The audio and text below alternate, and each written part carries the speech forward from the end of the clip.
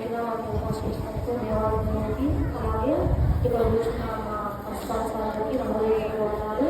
అలాగే నమస్కారం నమ్మలేకపోతున్నా తీసుకుంటూ ఇప్పుడున్న అందరూ కూడా అడ్వాన్స్ హ్యాపీ క్రిస్మస్. ఎంత దీనాతి దీనమో